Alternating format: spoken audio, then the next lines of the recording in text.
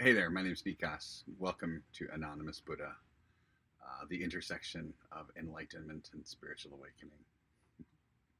So, I'd like to speak today about step two, right? And step two, let me read it, says, came to believe a power greater than ourselves could restore us to sanity. So, this is all about coming to believe. Restored to sanity. Let's take that second part first.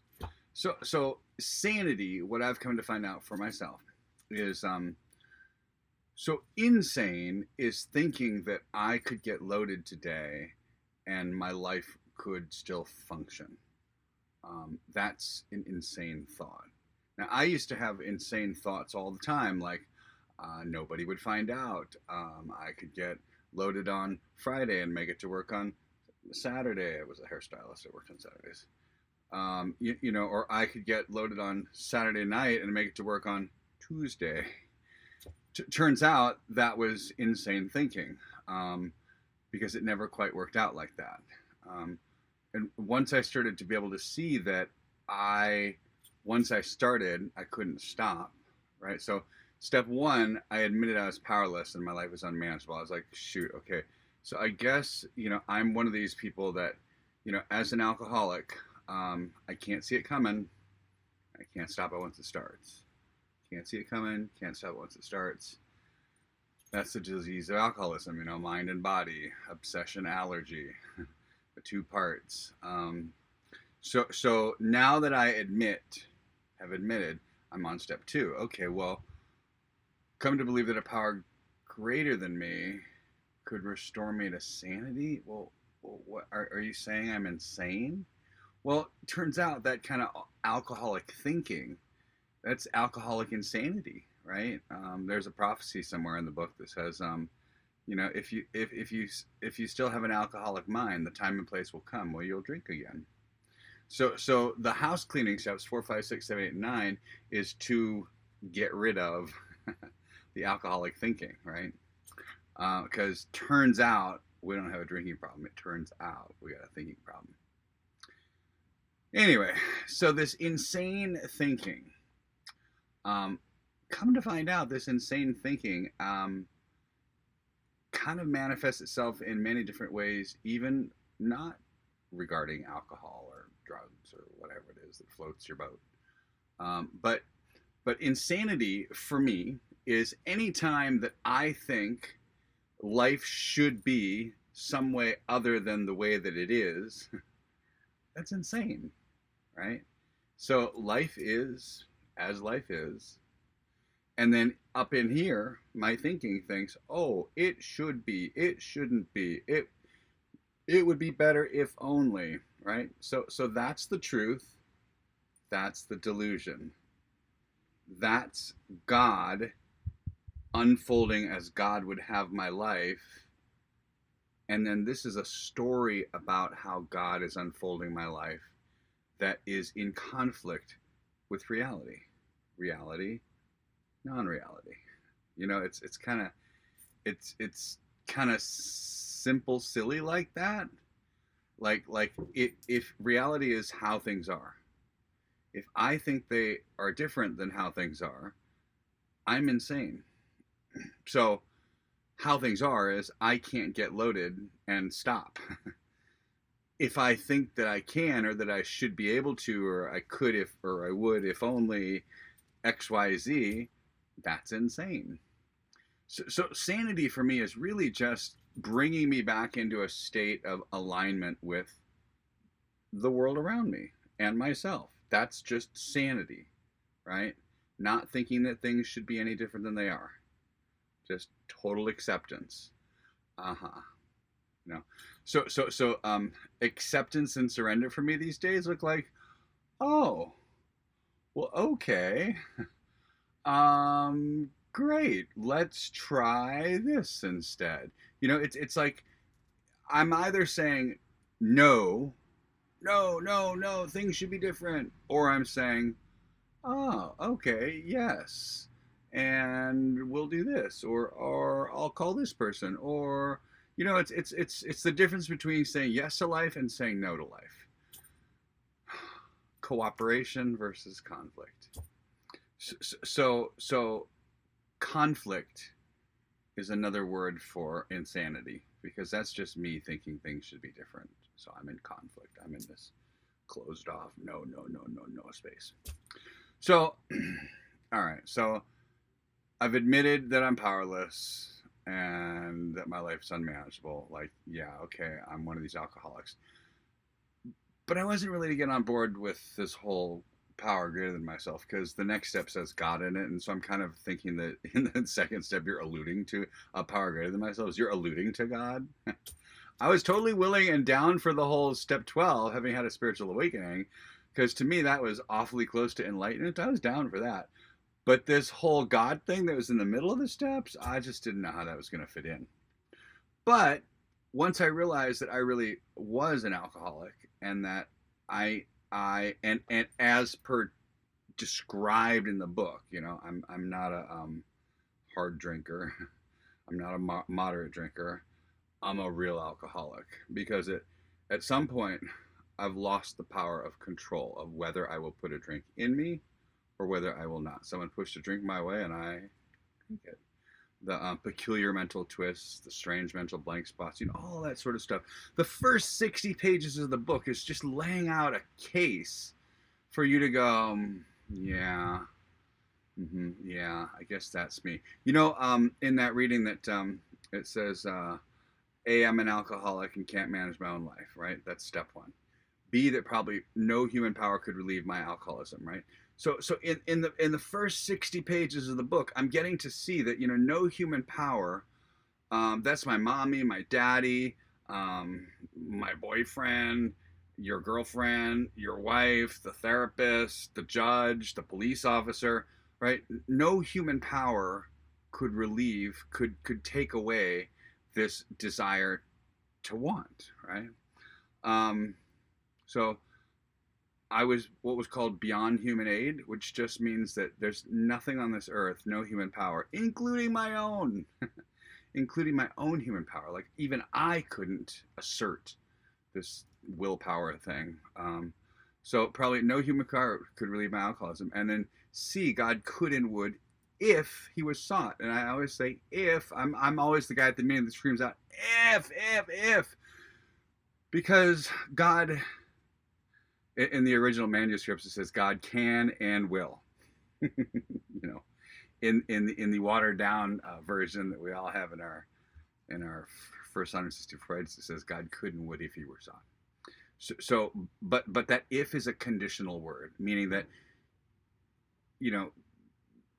God probably won't if you're not seeking him, or it, or they, or whatever the heck God is to you, because God of your own understanding is a pretty gosh darn big loophole.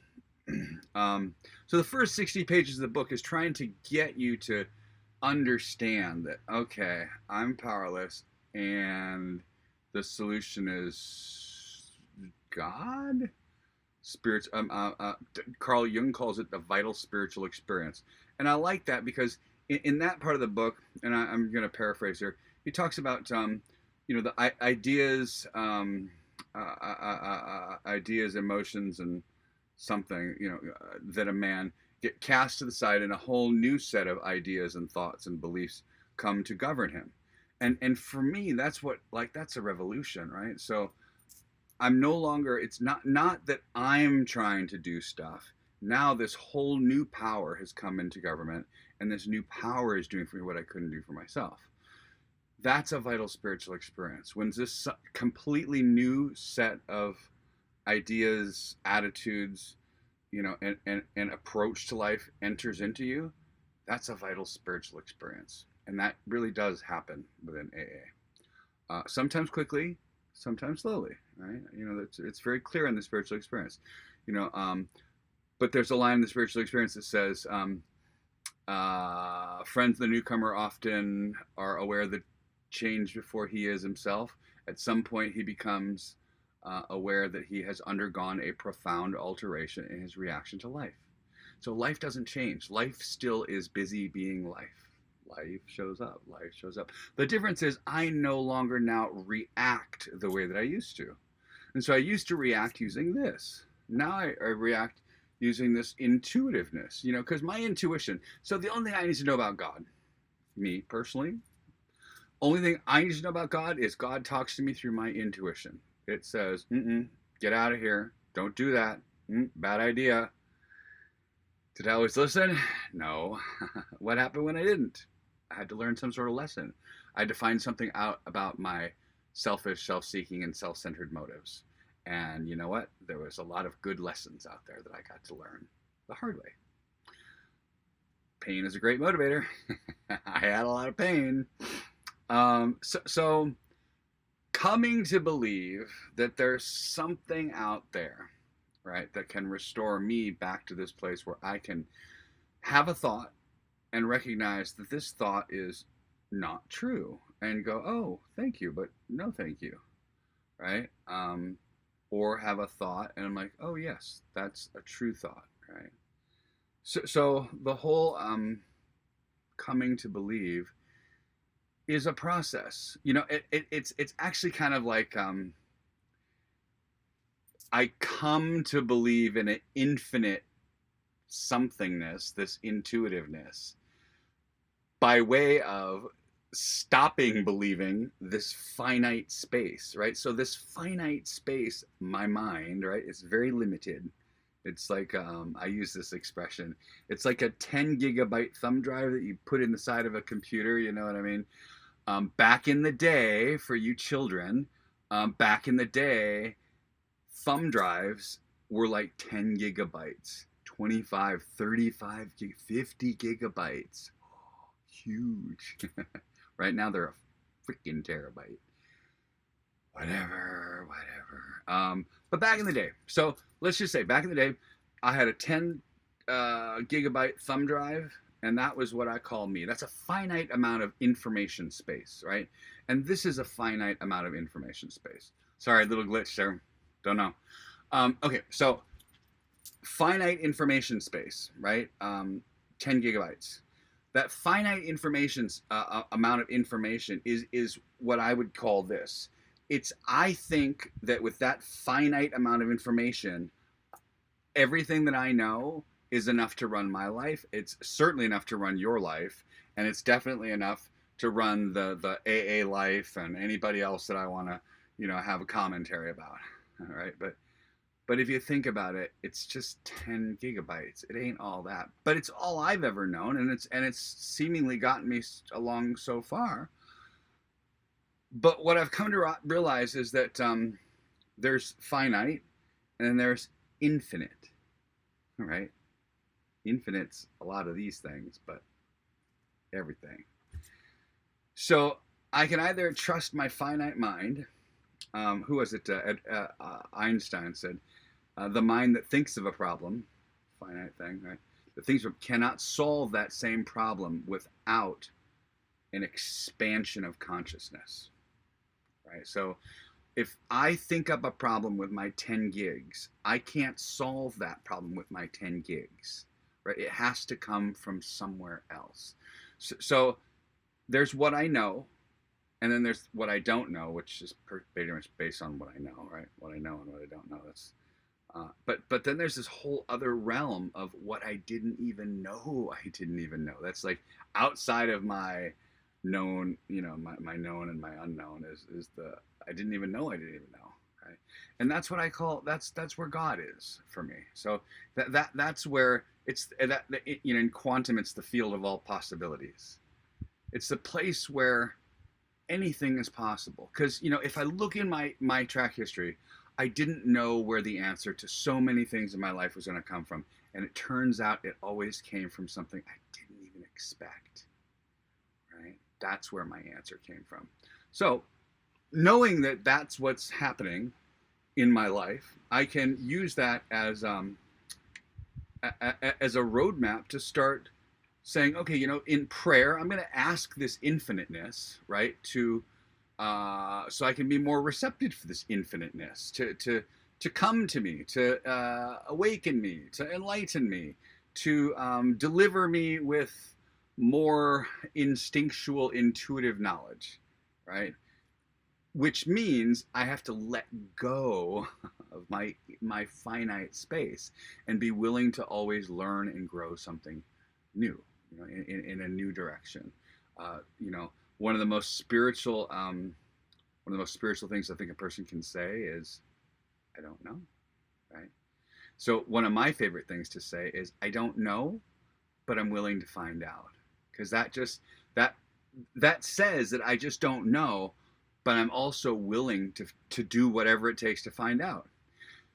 So back to coming to believe, there's a whole chapter called We Agnostics that's basically, in a nutshell, it's just simply, look, ding dong, you're willing to unscrew a light bulb when it's burned out. You're willing to change a razor blade when it's dull. You're willing to replace that light bulb or replace that razor blade. Why aren't you willing to let go of your old ideas of God? And I was like, oh. And it talks about, there's a word in there called prejudice. And, I don't think of myself as prejudiced. But I guess I really was prejudiced against God, because I had some old, funky-ass ideas that somebody told me one day. And it was a God that I didn't like. And I just held on to that. And you know what? I was prejudiced. I had to let that go. It's like there's this expression where, there's a monkey, and he puts his hand through a hole and grabs a banana. And that monkey just won't let go of that banana, right? He can't get his hand out, and they're coming to slaughter the monkey, and he can't get his hand out because he won't let go of that banana. And all he has to do is let go of the banana, and he can escape, right? That's how my mind is when it's just dead set on something. And what I have to realize is, I can let go of things. I cannot pick up something new if my hand is full. So, what I do with my sponsees now is I start them right off the bat with a set of prayers, and I give them some meditation direction, and I say, just try it and see what happens.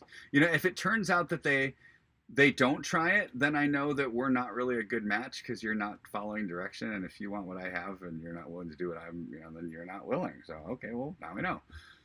But for the people that are willing, and the people that do what I suggest, which is start with a prayer and meditation practice and continue, they come to find these amazing, oh my God, you wouldn't believe, oh my God. I'm like, oh, yes, I would.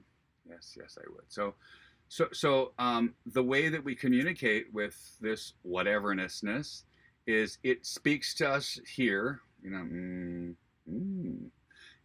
intuitive feelings or intuitive motions. They never tell you why. They never tell you how come. They just tell you, do, don't do. It's very direct. It's very succinct. It's like orders, just orders on what you need to do next. This is what you need to do next. Go push your cart back, turn the car around and give that one $5. I'm like, but I've learned, dude, if I get this intuitive thing that says turn the car around and get one $5, do it right now, because the most amazing things happen when you do that. It's just, you just stay in this flow, right? So, coming to believe that there's something that's going to restore me back to. When I got here, I believed my head. Now that I've been here for quite some time, and I've been through the house cleaning steps, and I realized my head's crazy. I don't believe my head anymore. But what I've come to understand is that infiniteness, right, is not, infinite doesn't fit in here.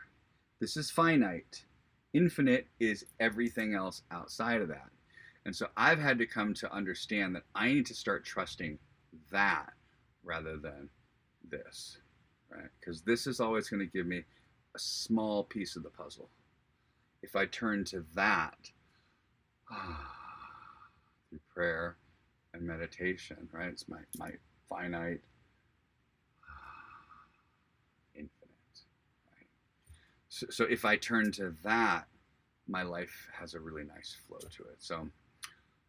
So I know that was a little long-winded, but hey, they devote the first 60 freaking pages in the book to step 1 and step 2. So these few minutes that I've spent here explaining, what I believe this step 1 and step 2 is here. Because by the time you get to step 3, turning your will and your life over, dude, if you're not fully convinced, right? So you know, what's that? It says, A, we're alcoholic and cannot manage our own life, step 1, right?